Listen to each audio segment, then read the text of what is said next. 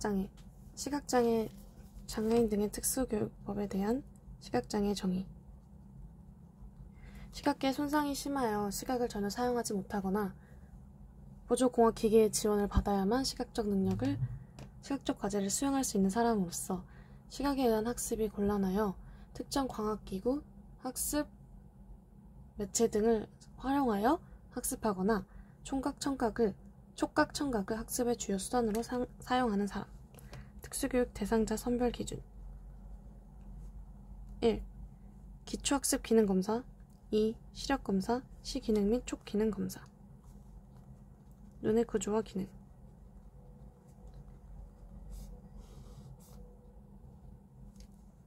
각막. 각막은 투명하고 골절을 담당하는 기능이다. 수정체는 수축성이 있고 투명하며 골절을 담당한다. 홍채는 수축성이 있고 멜라닌 색소가 있으며 명암에 따라서 동공의 크기를 조절한다.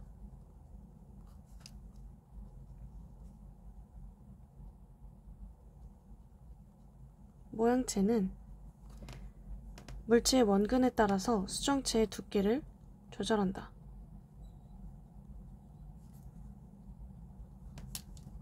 시세포에는 두 가지가 있는데 주체세포와 간체세포가 있다.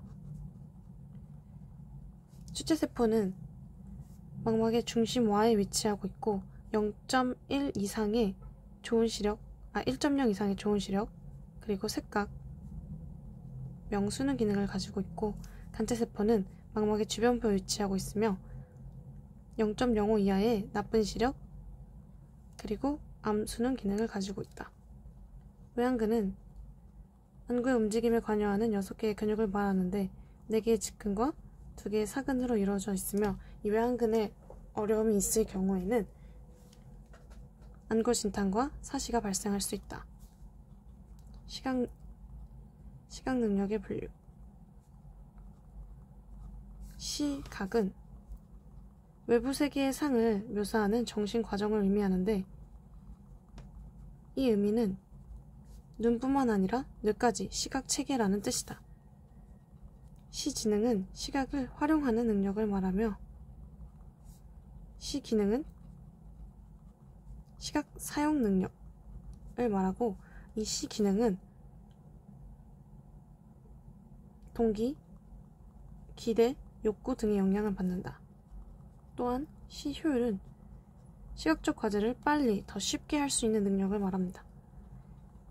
시각 능력에는 첫 번째, 시력, 두 번째, 시야, 세 번째, 색각, 대비감도,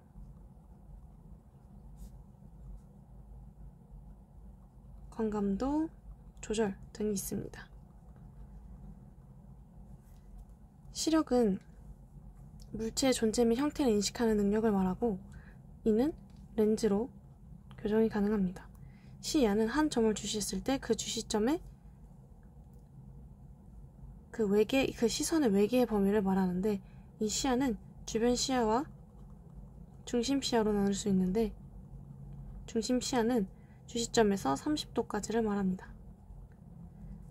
색각은 명수능 상태에서만 가능하며 대비감도는 물체와 주변 색과의 차이를 말하고 광감도는 빛이 민감하게 반응하는 정도를 말하고 조절은 홍채의 동공 조절, 모양체의 수정체 조절을 의미합니다. 3. 안 질환에 따른 교육적 조치.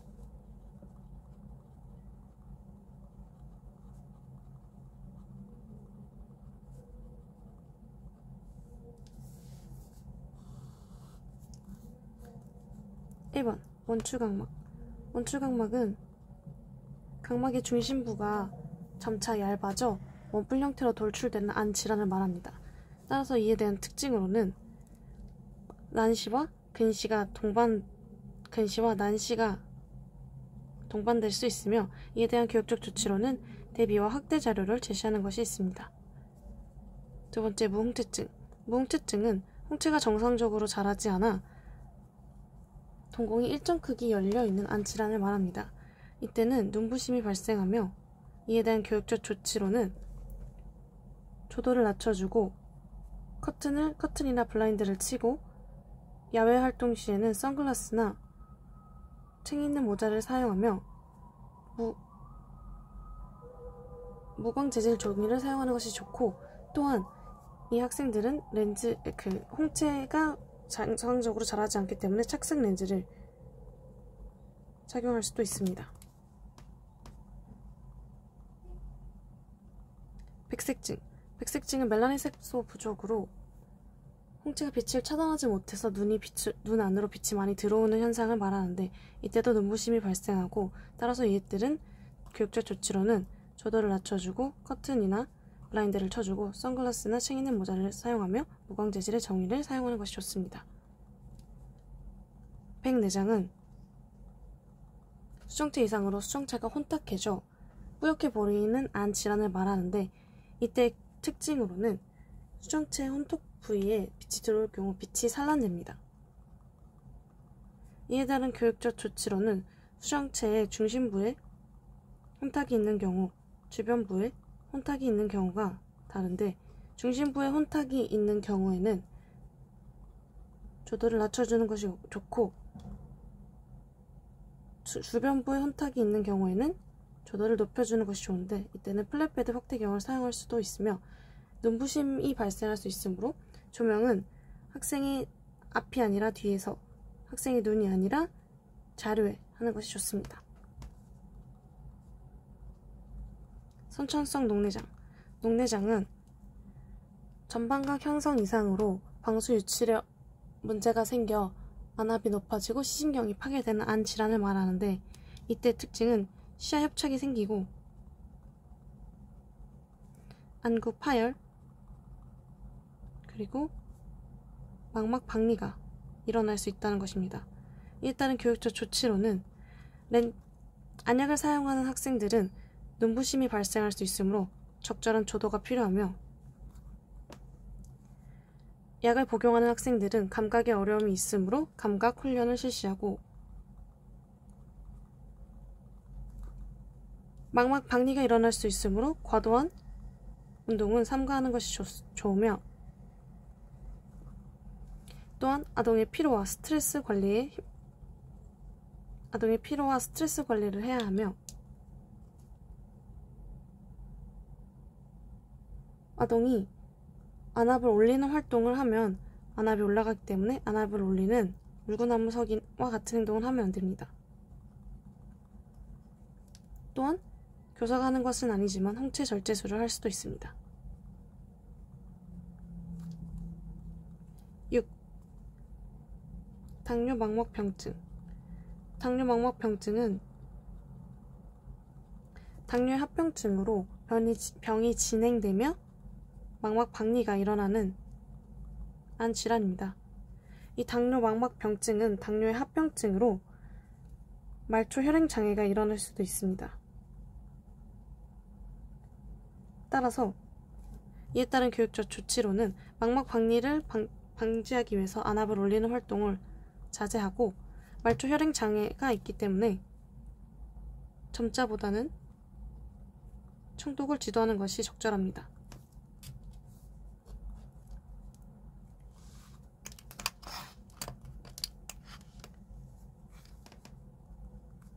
망막 색소 변성. 망막 색소 변성은 간체세포에서 추체세포의 손상으로, 그리고 실명까지 이어지는 안 질환을 말합니다. 이때 간체세포의 손상으로 시야 협착, 야맹증이 일어날 수 있으며, 그 뒤에 현저한 시력 저하, 그리고 실명까지 이어지는 안 질환입니다. 따라서 간체세포가 손상되었을 경우에는 조도를 높여주고 축소 자료를 제시하고 추사, 주사에 시각 활용 기술 훈련을 하는 것이 좋습니다. 또한 실명으로 이어지는 안 질환이기 때문에 점자와 보행 훈련을 지도해야 합니다.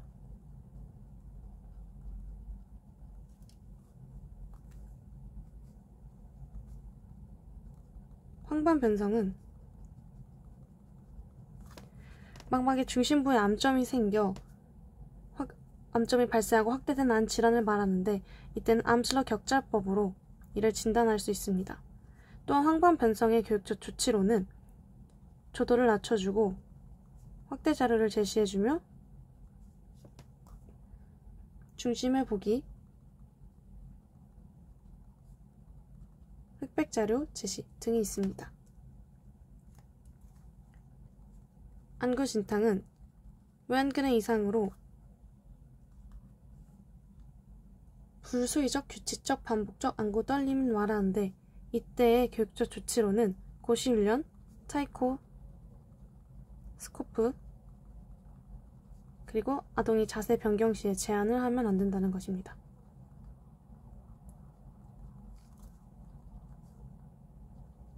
사실은 외안근 이상으로 양안시 협응에 문제가 생기는 안 질환을 말하는데, 이때의 교육적 조치로는 학생이 복시가 생길 수 있으므로 위험한 물건을 전달할 때 조심해야 하며, 이 학생은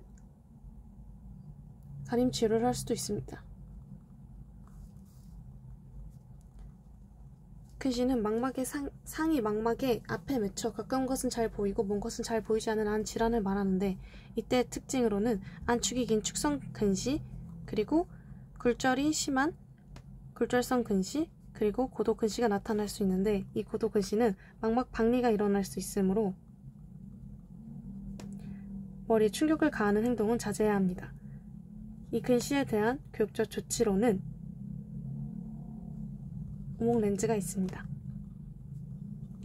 원시는 상이 망막의 뒤에 맺혀 가까운 것은 잘 보이지 않고 먼 것은 잘 보이는 안 질환을 말하는데, 이때의 특징으로는 안축의 길이가 짧은 축성 원시, 굴절이 잘 되지 않는 굴절성 원시가 있고, 이에 따른 교육적 조치로는 오목 렌즈가 있습니다.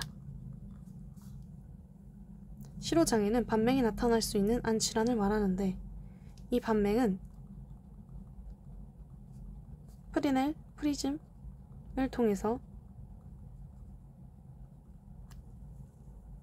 할 수 있으며, 시각 활용 기술 훈련을 하는 것이 좋고, 시피질 장애는 시각기관은 정상이지만 그 뇌에서 처리하지 못해서 생기는 시각장애로 구체물을 활용해서 학습을 하거나 밝은 조명이나 대비에 뚜렷한 자료를 제시하는 것이 좋습니다. 망막모 세포종은 망막에 암이 생기는 안 질환을 말하는데, 이때에 안구 적출술을 할 수도 있으므로 의학 관리와 점자를 지도하는 것이 좋습니다. 또한 추체 2 영양증은 망막의 중심부의 손상으로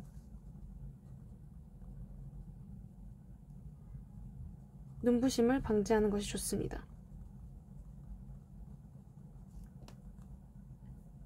4. 시각 능력 검사.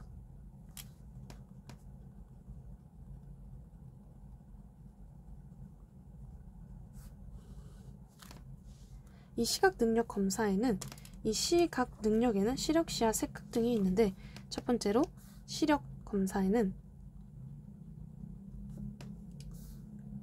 객관적 시력 검사와 주관적 시력 검사로 나눌 수 있는데, 이 객관적 시력 검사는 아동의 반응에 의존하지 않고 객관적인 수치로 검사를 하는 것을 말하고, 주관적 시력 검사는 아동의 반응에 의존하여 검사하는 것을 말하는데, 이 객관적 시력 검사에는 망막 전이도 검사와 시유발 전이 검사가 있는데, 이 둘 다 망막에 빛 자극을 주어하는 검사라는 것은 동일하지만, 망막 전이도 검사는 망막의 시세포를 검사하는 것이고, 시유발 전이 검사는 망막부터 시피질에 따른 경로를 검사하는 것입니다. 주관적 시력 검사에는 원거리 시력 검사, 그리고 근거리 시력 검사가 있는데, 이 원거리 시력검사는 진용한 시력검사 4m, 한천석 시력검사 3m, 5m가 있으며 이 원거리 시력검사의 목적으로는 법적 내행 여부 판단, 그리고 원거리 시력 개선용 기구, 즉 망원경의 배율을 결정하는 데 있습니다. 또한 방법으로는 만약에 0.1CP를 가장 큰 0.1CP를 아동이 보지 못했을 경우에는 1m씩 앞으로 전진하면서 시력 검사를 하며 이때 시력은 가장 큰 CP인 0.1 곱하기 목표 큰 수치분의 작은 수치로 비례로 결정합니다. 만약에 0.1CP가 1m 앞까지 했는데도 보이지 않을 경우에는 맹으로 판단하며 지수, 수동, 빛방향 알아보기, 광각, 전맹으로 판단합니다. 근거리 시력검사는 35cm에서 글자 크기, 그리고 저시력 기구, 배율을 결정하는데 이때 독서 거리를 측정합니다. 굴절률은 볼록 렌즈였을 경우는 플러스, 오목 렌즈였을 경우에 마이너스, 아무것도 아닐 경우에는 0, 초점거리분의 100cm입니다. 시야검사에도 객관적 시야검사와 주관적 시야검사가 있는데 이 객관적 시야검사는 녹내장을 진단할 수 있는 탄젠트 스크린법, 그리고 이 황반 변성을 발견할 수 있는 암술러 격자법이 있고, 주관적 시력 검사에는 대면법이 있는데 이 대면법은 정상 시야를 가진 검사자와 아동의 시야를 비교하는 검사입니다. 이때 장점은 사용이 용이하다는 장점이 있지만 단점으로는 정확도가 떨어집니다. 색각검사는 추체세포가 색각을 담당하고 있기 때문에 명수능 시에만 할 수 있으며, 색각검사의 대표적인 예는 이시하라 색각검사가 있으며, 마지막은 학습 매체 검사입니다. 이 학습 매체 평가는 아동이 쓰기 및 읽기를 할 때 어떤 학습 자료가 가장 적절한지에 대한 평가를 말합니다.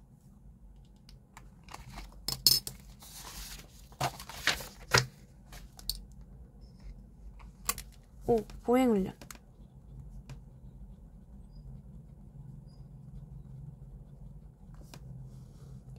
보행훈련은 시각장애인이 독립적이고 안전하고 품위 있고 효율적으로 목적지에 도착할 수 있도록 하는 것을 말하는데, 이 보행훈련에는 방향정의와 이동이 있습니다. 방향정의는 인지과정인데 이 인지과정에는 5개의 단계가 있습니다. 지각, 분별, 지각, 분석, 선별, 계획, 실행이 있는데, 이 지각의 단계에서는 환경 정보를 수용하고 또 동화하는 과정을 말하며, 분석은 이 정보를 일관성, 친숙성, 의존 가능성, 자료원에 따라서 범주하는 과정을 말하고, 이 선별은 이 자료들을 가지고 방향 정의에 관련된 것들만 선별하는 것을 말하고 계획하고 실행하는 단계입니다. 방향 정의의 요소로는 지표, 단서, 정보점, 기준 위치, 인지지도, 공간갱신, 번호체계, 측정, 나침반 정의, 친숙화 과정이 있습니다.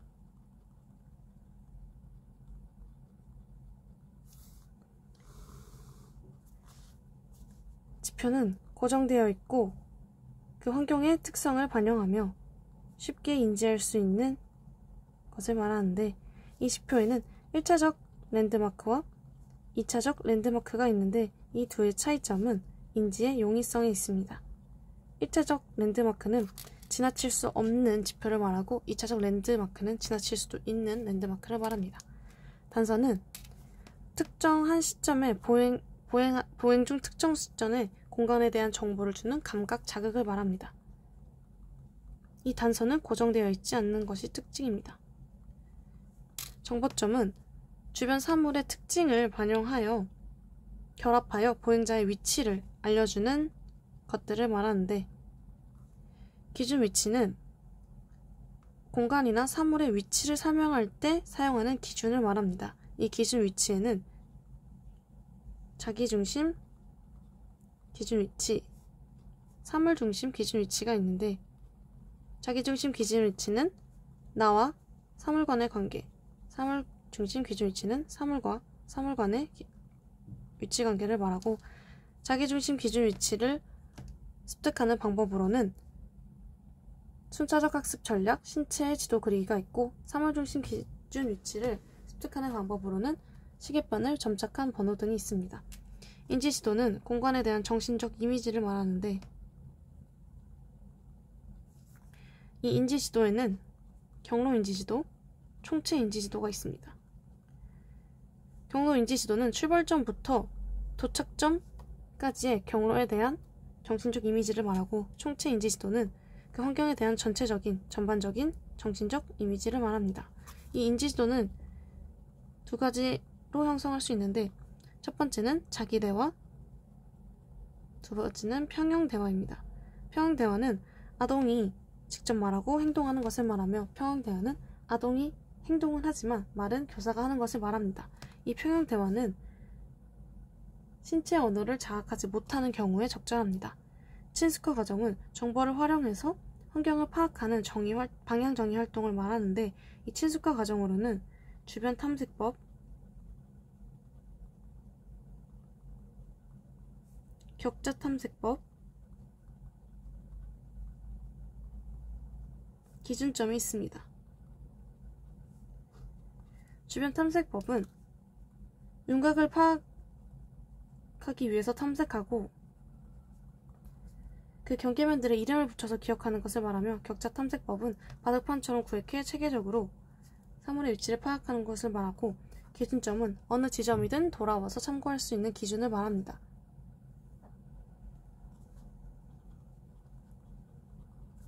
이동은 실내 단독 보행 기술, 안내법, 지팡이, 안내견 보행, 전자 보행 보조 도구가 있는데, 실내 단독 보행 기술에는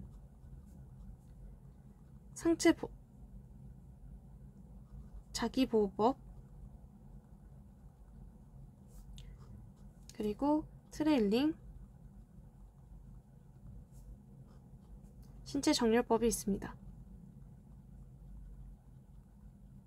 자기보호법에는 상체보호법, 하체보호법, 상하부보호법이 있습니다.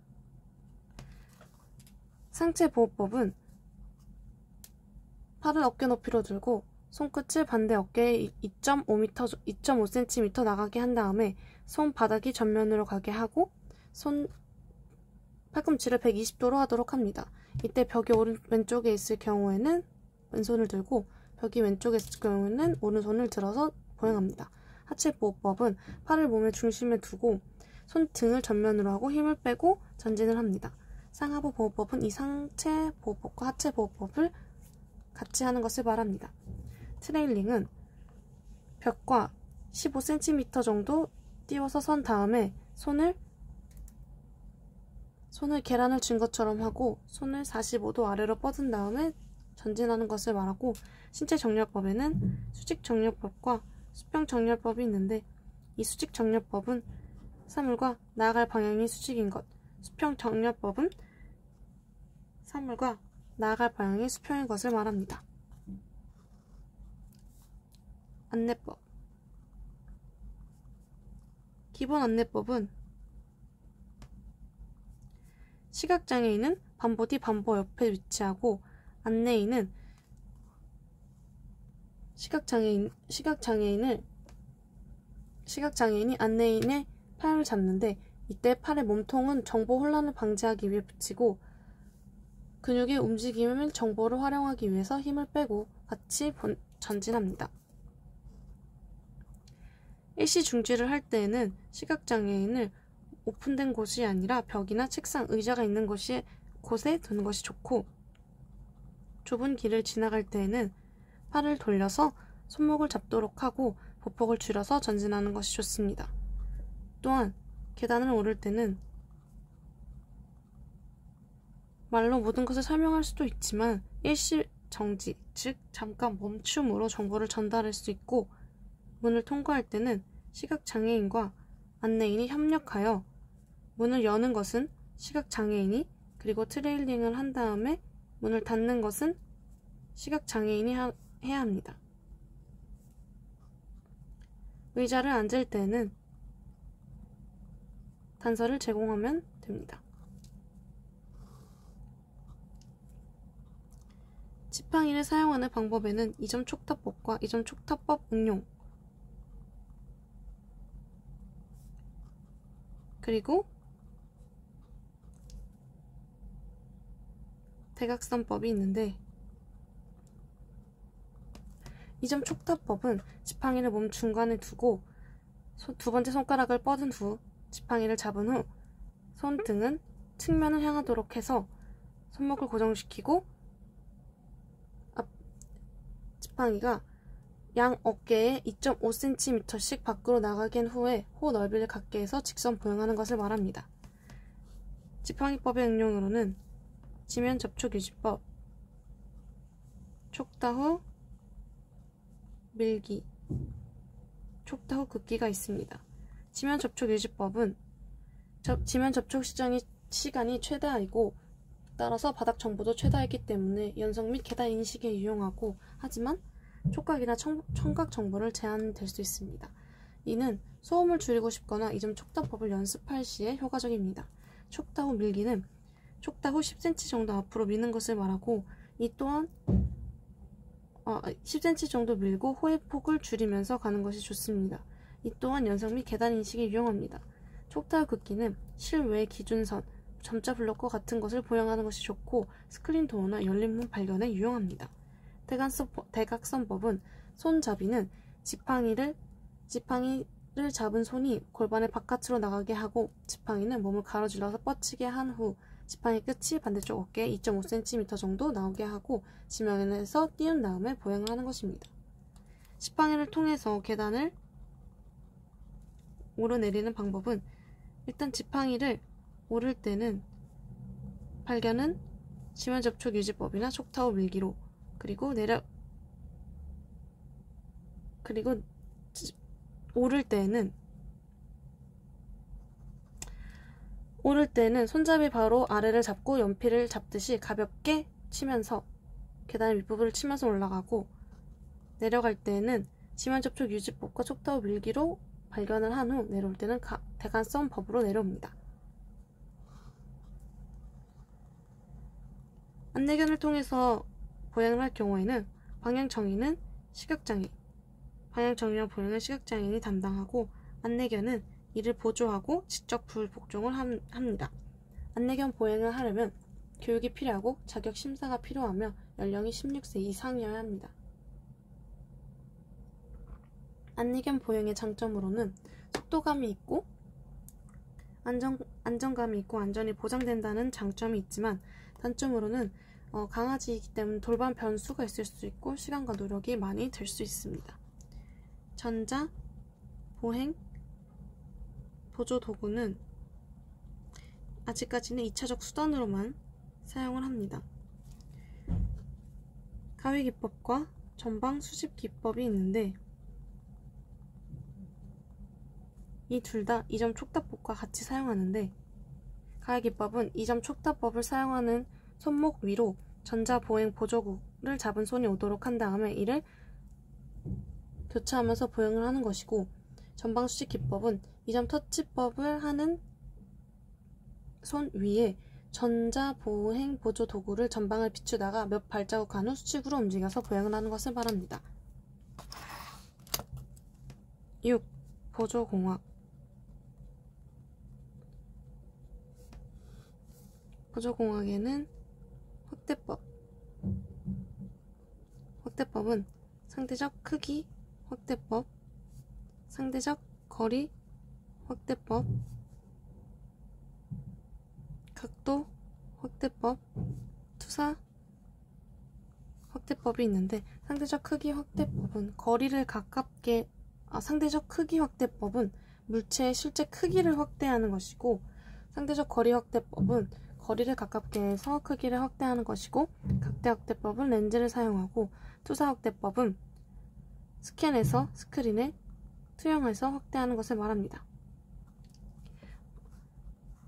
저시력 장애인을 위한 보조공학기구로는 광학기구, 비광학기구, 전자기구가 있는데, 첫 번째 광학기구에는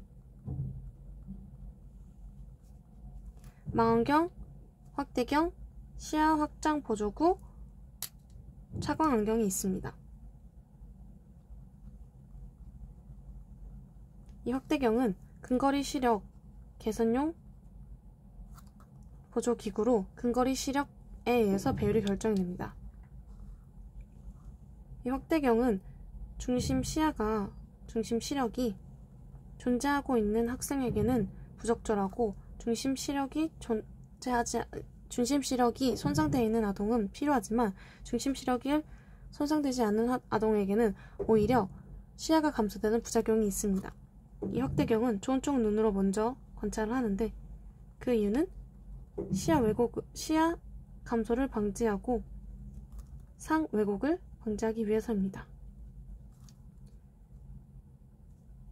이때 눈, 렌즈, 물체가 있을 때 렌즈와 물체 사이가 초점 거리일 때 가장 선명한 상을 볼 수 있는데, 이 초점 거리는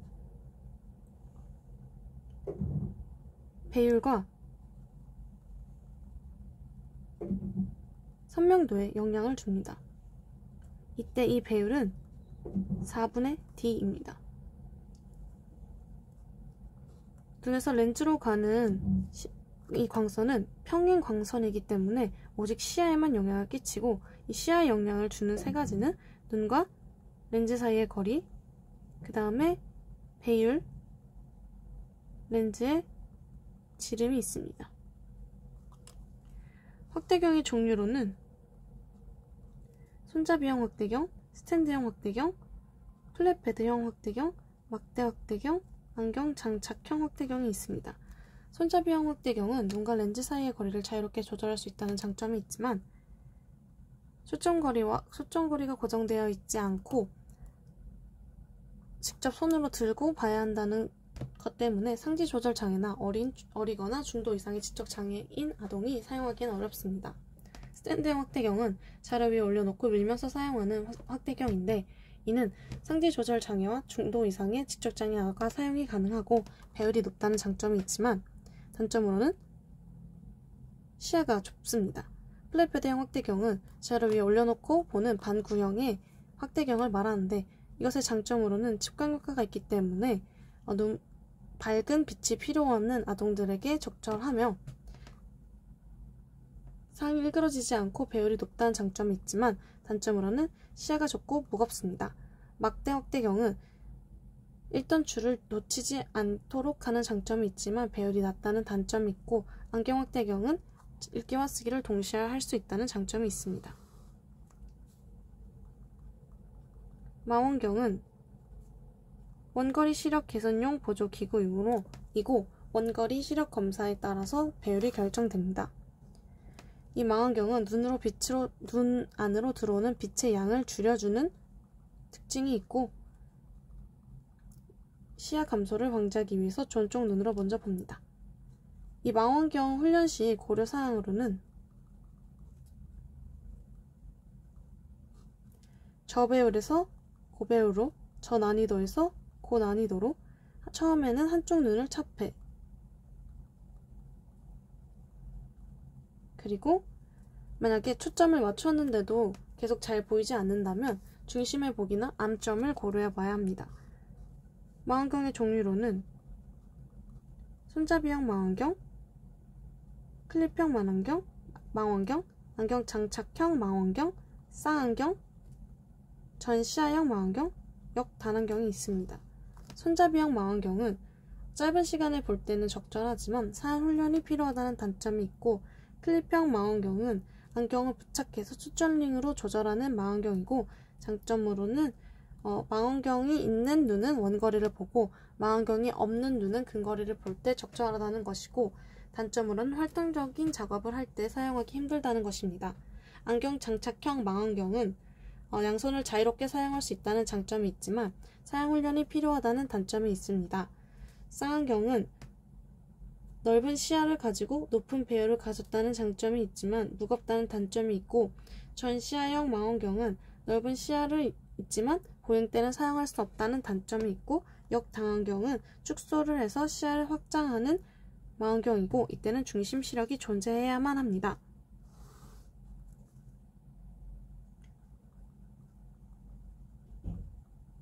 시야 확장 보조구에는 시야 협착 아동을 위한 프리넬 프리즘과 역단안경, 오목 렌즈가 있고, 반맹 아동을 위한 프리넬 프리즘이 있습니다. 반맹 아동은 역단안경과 오목 렌즈를 사용하지 않는데 그 이유는 중심 시력이 정상적이 되지 않아 작은 것을 보기 힘들기 때문입니다. 채광 안경은 눈부심 아동에게 적절합니다. 이 저시력 아동을 위한 두 번째는 비광학 기구가 있습니다.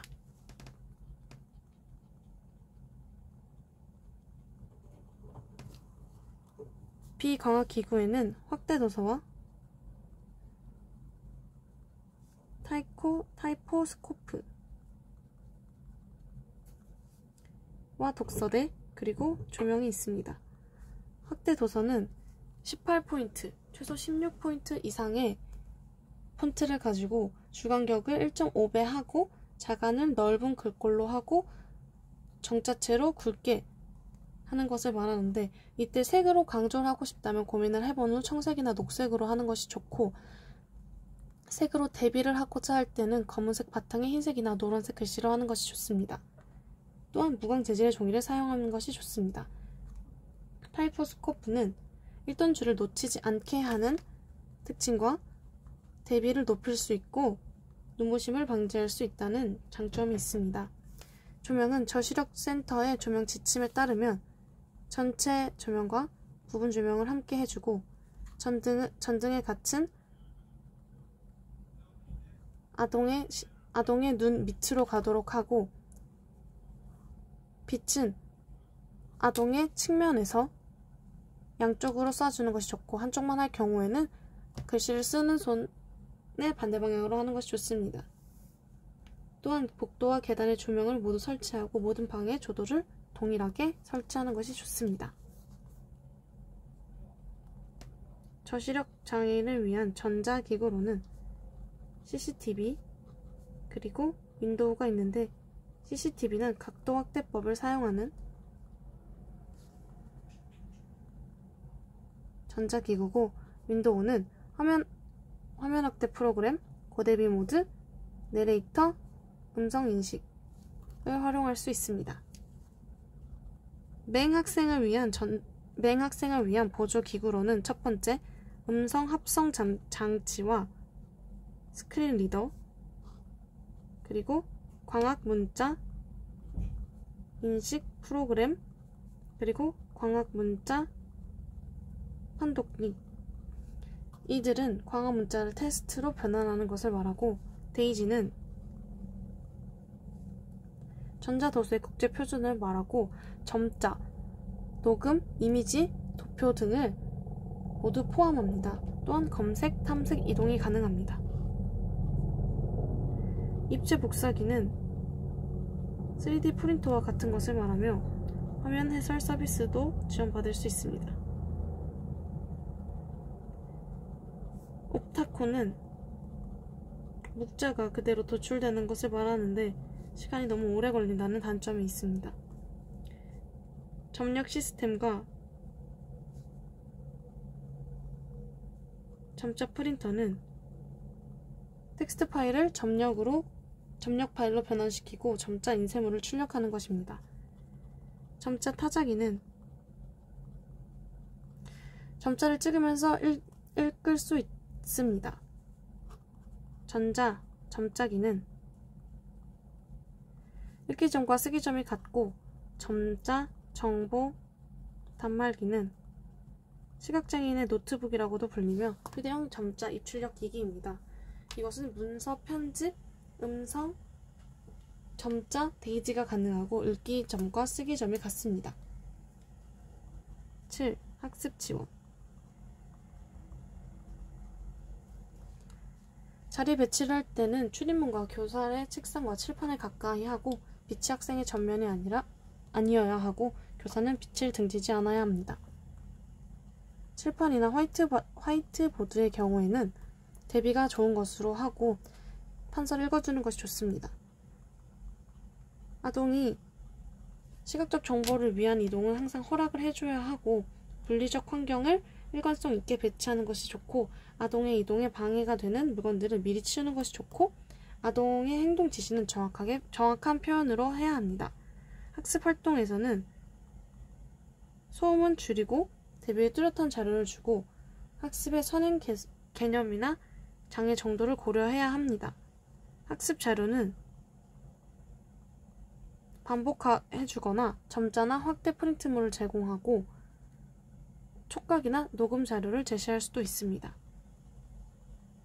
평가는 점자나 확대문으로 제공하고 대독과 대필이나 점자 정보 단말기를 활용하게 할 수도 있고 평가 시간을 조정하는 것이 좋습니다. 시각장애 확대 핵심 교육과정은 시각장애인이 독립적으로 사회 구성원으로 살아가기 위해 필수적인 지식과 기술로 구성된 교육과정을 말하며 이것은 전환교육이나 진로교육을 포함합니다. 9. 시각장애아 교육.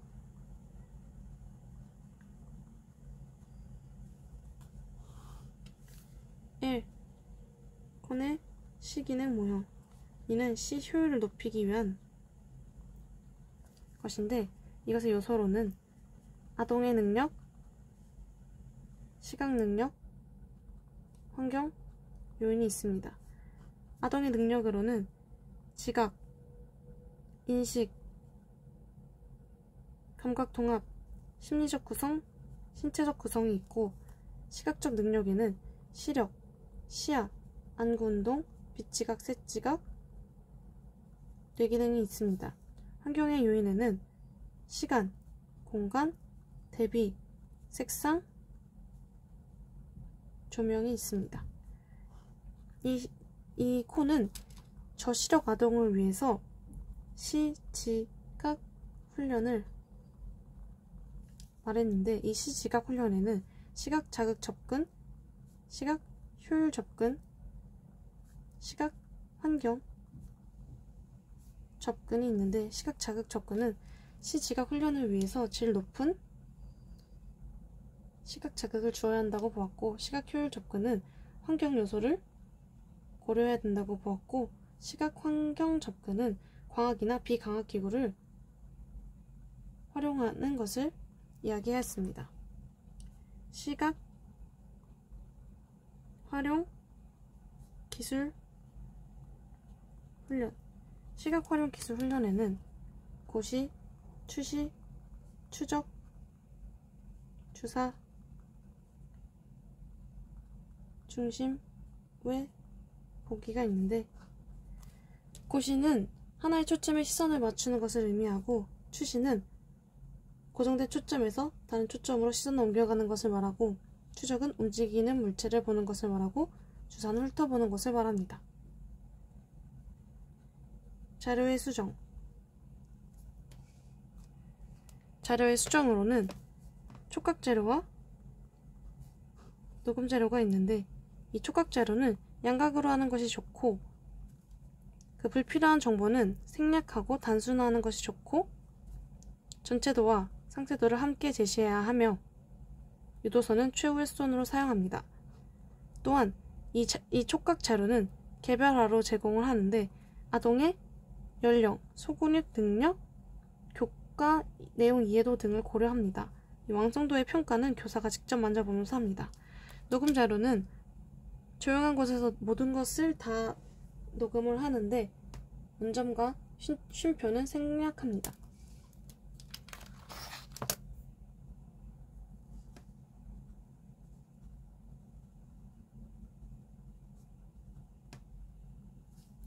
교과별 수정. 교과별 수정은 과학, 사회, 음악, 미술, 체육이 있는데, 과학은 안전을 보장된 상태에서 다양한 실험을 할 수 있도록 하고, 식물을 심을 때는 물에 심는 것이 좋고 만지기 어려운 경우에는 구두로 자세히 설명해야 합니다. 사회과는 어려운 그림이나 도표의 경우 촉각 그래픽으로 제시를 하는데, 이래도 안 될 경우에는 말이나 확대 자료, 점자로 제시할 수 있습니다.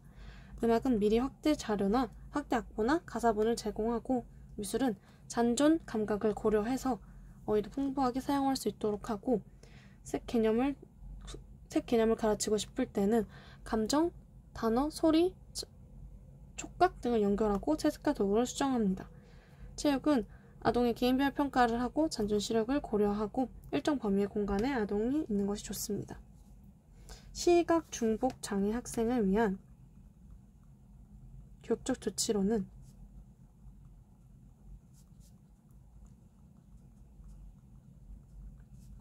최소 제한 환경, 초학문적 팀 접근, 학생 주도의 상호작용적 접근, 기능적 교육 과정을 개발하고 접근, 시중복 학생의 성취 증거 적용이 있습니다. 비구어 의사소통 방법으로는 접촉 단서, 접촉, 사물 단서, 사물 상징, 촉수화, 손바닥 문자, 지점자가 있습니다. 접촉 또는 접촉 단서는 의사소통을 위해서 신체를 일관된 형태로 접촉하는 것을 말하는데, 이때는 개발이 쉽고 형식적 교수가 아니라는 점이 장점이지만 단점으로는 그렇기 때문에 구체성과 명료성이 부족합니다. 또한 다양한 의미로 해석될 수 있으므로 이를 일관되게 사용하는 것이 좋습니다. 사물 단서, 사물 상징은 의사소통을 위해서 아동에게 보여주거나 신체에 대주는 사물을 말합니다. 촉수화는 신체 위 수화, 공동수화, 촉수화가 있는데, 신체 위 수화는 아동의 신체 위에 아동의 신체를 대고 교사가 간단한 수화를 하는 것을 말하고, 공동수화는 학생과 함께 수화 표현을 만드는 것, 촉수화는 교사의 수화 표현을 학생이 손으로 읽는 것을 말합니다.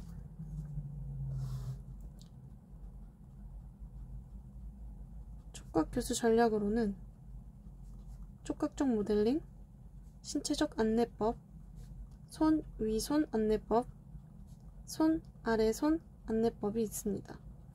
촉각적 모델링은 교사의 신체를 학생이 손으로 만져서 탐색하고 모방하는 것을 말하고, 신체적 안내법은 학생의 신체를 교사가 조정하여 신체 자세나 동작을 지도하는 것을 말하고, 손이손 안내법은 학생 손 위에 교사 손을 얹어서 지도하는 것을 말하고, 이는 적극적인 개입으로 중복 장애 학생을 지도할 때 좋습니다. 손 아래 손 안내법은 학생 손 아래에 교사 손이 있는 것으로 덜 개입적이므로 촉각에 민감하거나 탐색을 거부하는 학생에게 적절하고, 시청각 중복장애 학생을 위해서는 촉수화나 손바닥 문자, 지점자, 필담, 구어를 할 수 있습니다.